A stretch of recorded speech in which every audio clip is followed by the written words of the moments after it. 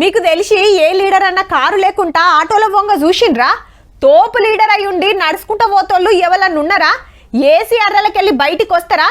ఎడకన పోతే పెద్ద పెద్ద హోటల్ కాకుండా చిన్న చిన్న గెస్ట్ హౌస్లు ఉంటారా?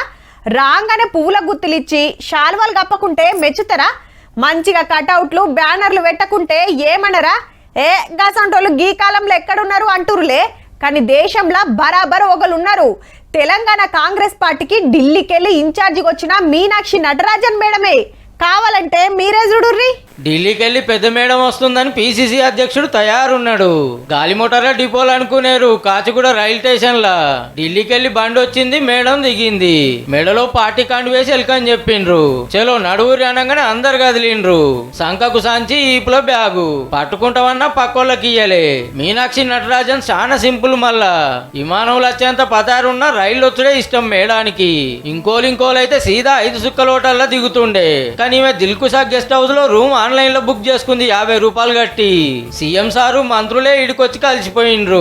దరఖాస్తులు పట్టుకొని కార్యకర్తలు వచ్చిండ్రని మేడమే బయటకు వచ్చి తీసుకుంది. గీ అన్న పువ్వులకు తీయబోతే నాకు నచ్చది వద్దన్నది. అగో ఒక్క ఇసారా చేస్తే కాళ్ళ కాడికి కారు ఉరికొచ్చేంత పతారున్నా ఎర్ర టెండలో నడుచుకుంటూనే రోడ్డు దాటబట్టే. मुझे संगठन के कार्यकर्ता के तौर पर काम करने का मौका दिया गया है। जो संवैधानिक मूल्यों के हिसाब से भारत निर्माण का सपना राहुल जी का है, उस सपने को साकार करने की दिशा में काम। Congress in charge first time Gandhi Bhavan కు వస్తుందంటే ఆఫీస్ అవపడకుండా ఫ్లెక్సీలు బ్యానర్లు కటౌట్లు పెట్టి పటాకులు కాల్చి బ్యాండ్ బాజాలతోటి జోరుగా ఎదుర్కొంటారు. గసొంటి బంద్ చేయాలి, నాకు నచ్చదని ముందే చెప్తే గిట్లున్నది. ఇక పిసిసి మీటింగ్ లో కూడా పువ్వుల గుత్తులు ఇచ్చుడు, శాల్వల్ కప్పుడు ఫోటోలు దిగుడు ఇవేం లేవు.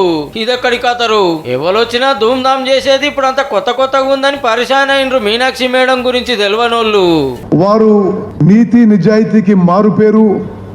వారి గాంధీయన్ ఆలోచన, ఐడియాలజీ, సింప్లిసిటీ దేశవ్యాప్తంగా కూడా దానికి వారు ప్రసిద్ధిగాంచిన. మధ్యప్రదేశ్ రాష్ట్రంలో పుట్టి ఎన్ఎస్యుఐ సంఘానికి పెబ్బై ఓ పారు ఎంపీగా గెలిచింది.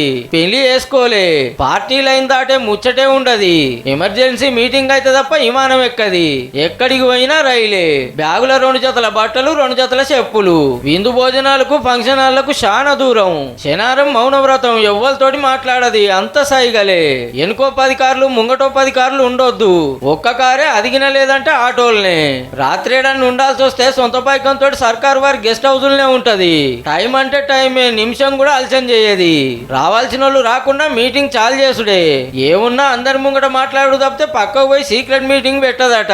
మాటలు తక్కువ పనులు ఎక్కువ అని మేడానికి పేరు.